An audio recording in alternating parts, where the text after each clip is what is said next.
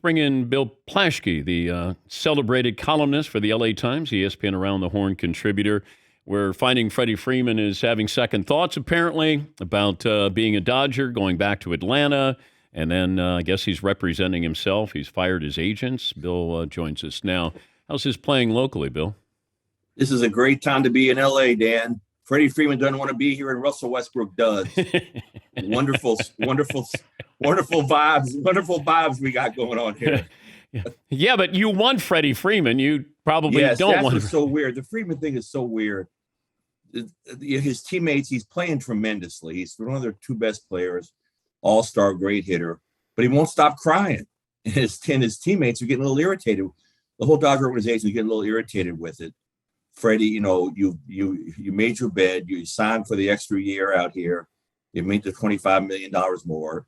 Kind of deal with it. I mean, it's a little unsettling to see him so upset about not being with the Braves when he's so embraced in LA. People in LA are embracing him, but they're wondering how bad does he want to be here. But of course, he's playing well, so nobody's really complaining yet. But it's kind of irritating the whole thing is shaken down. Okay, what kind of response do you think he gets tomorrow night at home? I think because his first name is so easy to chant, I think it's still going to be Freddie, Freddie, Freddie. I think fans will go even out of their way to let him know how welcome he is here. And, maybe they'll get a few tears out of him for that. I don't know. But he's got to just stop crying. He just has to stop crying. I mean, I've got nothing against tears, but enough is enough. You've moved on. And this could be a concern in the playoffs. I mean, how bad is it going to be when they play the Braves in the playoffs? Is he going to be emotionally invested in that? So, and also, to answer your poll question, it's Freddie Freeman's fault. He's got the last say. I mean, he controls. He signs the paper. He signs the pen. He signs the contract. He wanted the extra year. He got the extra year. He got the extra $22 million. But also, Bill, I wonder though the timeline on this. That if your agent's playing hardball with the Braves and saying, "Hey, I want a deal. I want an answer in an hour from now," and then they decide that they're going to move on. I wonder if Freddie thought, "Hey, whatever happens, make sure that we still get the deal that I stay in Atlanta." It feels like there's a disconnect here, though, between agent and player. Yeah, I don't know. I just still feel like Freddie's a boss. I mean, the players are the boss. You've had Jared Weaver came out here, remember, years ago and told Scott Boras to stick it, and he was going to stay in the Angels no matter what. If Freddie had to know that he had to have relayed to them somehow, give me the last word. He had to have to be this emotionally invested. I'm just finding it hard to believe that. And then there's some feeling that what does he want it both ways? Maybe he's being so emotional back in Atlanta because he didn't want to get booed. Because really, reasonably, the player would get booed right in that situation, having played so many years there and then walked out on the team. So it's just the whole thing is weird, and it strikes the Dodgers as unsettling. And they just hope the tears dry up and he just keeps playing. Are the Angels the most interesting average team in baseball? Did you see the Mike Trout pitch tip video? Oh goodness, yes. The Angels are they're unbelievable. They're in the shadows out here, yet they have the two greatest players arguably in the league, and they're causing the most ruckus in the league. And they've been through, I think they're on their third or fourth manager this year already with the interims and all the fighting and everything. Yes, they are. And the sunflower seeds was unbelievable. Was an unbelievable throw. I mean, that was the throw of the year in Southern California.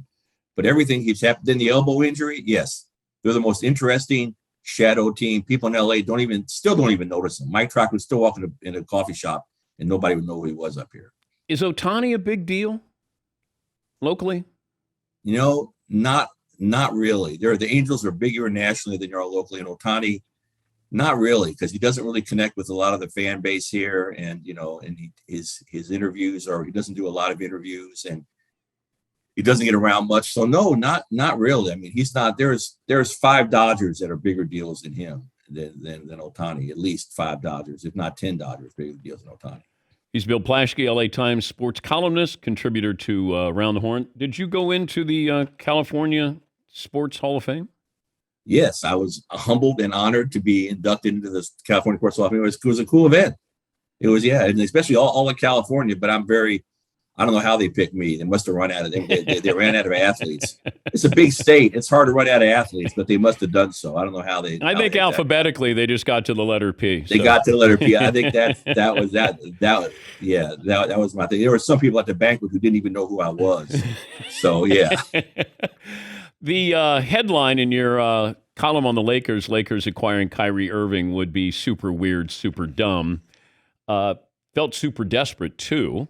Now that they didn't get him, how do you think Laker fans should feel? Well, they should feel the fact that Westbrook is staying. We knew he was staying, but the fact that he just reminded us of this $47 million and singing "You Can't Break My Soul." I'm glad we can't break his soul for 47 million freaking dollars. That's a comfort. Laker fans they're in trouble. They've thrown their hands up. Kyrie wasn't going to help. He was going to make it worse, but it's still bad. They've got nowhere to turn. I mean, their best option right now is to try to get Gary Payton, but knowing their luck, they'll get the Gary Payton Sr. and Again, and not the son. Yeah, there's no. This was the final. There needed to be a line in the story about Russell Westbrook's agreeing to stay for $47 million, thus dashing the Lakers' playoff hopes for next season. how much hope is there for the Clippers? Huge hope. I'm on the verge, but I'm not going to do it. But I'm going to come right to the edge of predicting them to be in the NBA Finals next year. If Kawhi Leonard's as healthy as we think he's going to be, they signed John Wall, whose body should be in good shape after hadn't played in 20 months. They got Norman Powell. They re-signed Rocco. They've got a heck of a team. They've got to be, in my mind, considered one of the favorites in the West next year, if not the favorite. I know everybody's going to still hop on Golden State. I'm backing the Clippers. They really look good. Any drama with your football teams? No, except for Sean McVay had the wild wedding video and all that stuff. But no, there's no. I guess they're trying to think about signing OBJ in the middle of the season, but that's not going to happen yet. No, they're deadly. They're both very good and very dull and very there hasn't that's the thing. The two quarterbacks in town you think would be LA swashbuckling quarterbacks. They're the quietest guys on the planet. We never hear a word from them. We never hear a word from either of the teams. So they've been. It's almost like the Rams didn't win the Super Bowl. It's so weird. I was talking to one of their officials. Hasn't really sunk in yet that they're Super Bowl champions. Because you get swallowed up out here in all the drama of the Lakers and the drama of the Dodgers and all that stuff. So maybe when training camp opens, there'll be some buzz again. But there's no buzz at all right now. Yeah, I wondered about that. That you're right. That you could somehow get lost as a Super Bowl winning team, and it's probably only in that market. Only in that market, because the NFL is not the number one sport here. It's not the number two. It's the number three sport. I mean, it's the number one sport, but the teams are ranked probably third and fifth, or it's third and sixth. The Rams are only third behind the Lakers and Dodgers. So yeah, I was talking to one of their officials the other day, and it's like, did this really happen? Did last January and February really happen? They won a Super Bowl on their home field. All kinds of history, and it's like it never existed. Yeah, it's weird. It is, and if it was Lakers or Dodgers, the party would still be going on. It would be continuing. So the Rams know they have them. You saw the size of their parade. They have a lot of work to do, and they know it. They know they have a lot, but they're on the right track. But they have some work to do. Congrats on the honor, Bill. Always a pleasure talking to you. I appreciate it. I'm honored to be on here, and we'll see if Freddie Freeman will dry up. That's Bill Plaschke, LA Times sports columnist, ESPN Around the Horn contributor, and a member of the California Sports Hall of Fame.